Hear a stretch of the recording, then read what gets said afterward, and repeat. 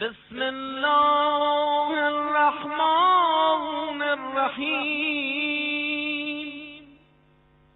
یا علی یا عظیم، یا غفور یا رحیم. انت رب العظیم الذي ليس كمثله شيء وهو السميع البصير.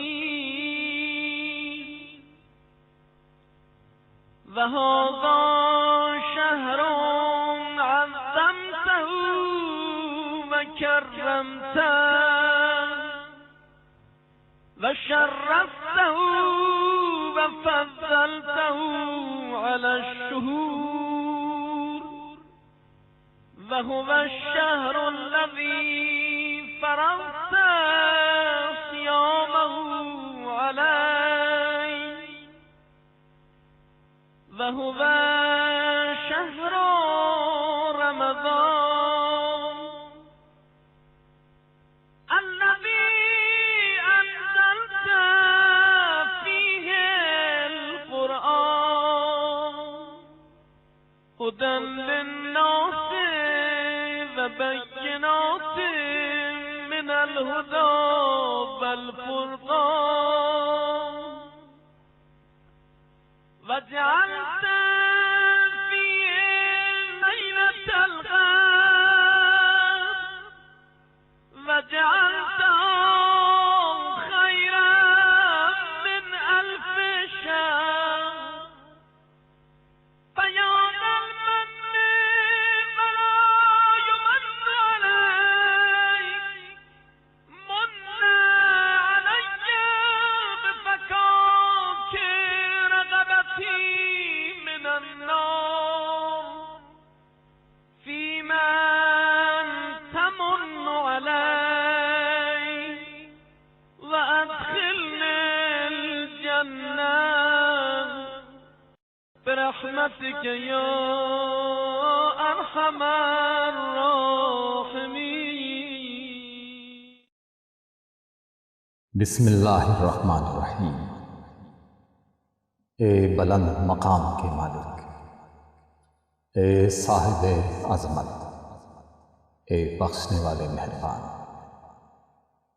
تو ہی وہ عظمت والا پروردگار ہے کہ جس کے جیسی کوئی اور شے نہیں، اور تو سننے والا دیکھنے والا ہے۔ اے اللہ، یہ وہ مہینہ ہے جسے تو نے بزرگی دی، عزت عطا کی، بلندی بخشی اور سبھی مہینوں پر فضیلت عنایت کی ہے۔